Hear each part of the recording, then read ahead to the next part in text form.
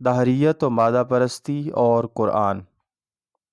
سوال یہ ہے کہ آپ نے اپنی کتاب قرآن کی 4 بنیادی اصطلاحیں میں اصطلاحات اربع کے جو معنی بیان کیے ہیں ان سے، جیسا کہ آپ نے خود ذکر فرمایا ہے،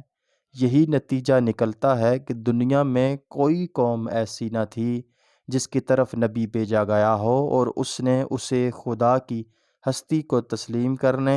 یا خدا کو الہ و رب، خالق و رزاق ماننے کی دعوت دی ہو، کیونکہ ہر قوم اللہ کی خاطر و خالق ہونے کا اعتقاد رکھتی ہے۔ اس سے بظاہر یہ شبہ ہوتا ہے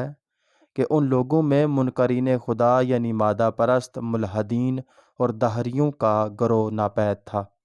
حالانکہ بعض آیات سے ان لوگوں کا پتہ چلتا ہے۔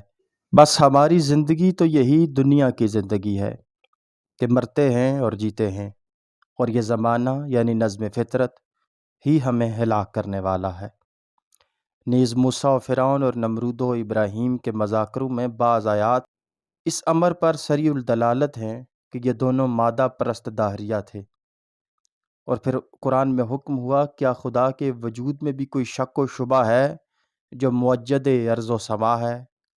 پھر دوسری آیت میں یہ کہا گیا کیا وہ بدو کسی خالق کے آپ سے آپ پیدا ہو گئے یا وہ خود خالق ہیں۔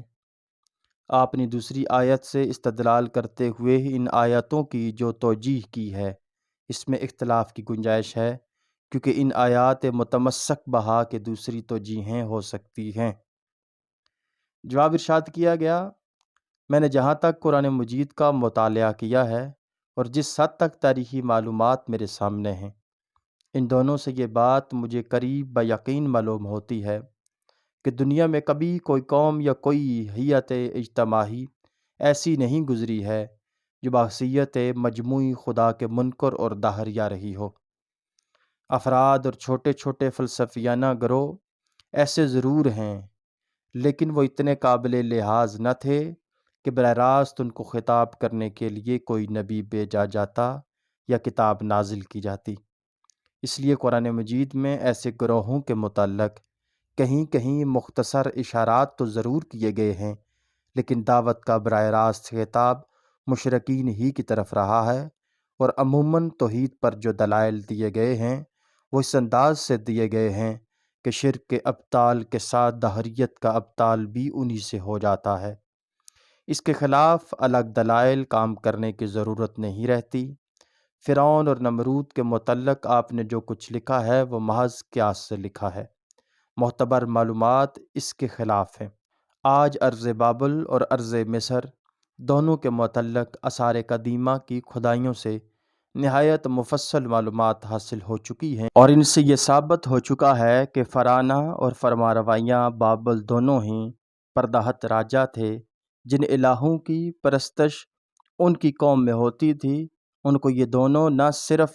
یہ کہ معبود مانتے تھے بلکہ یہی فرمانروا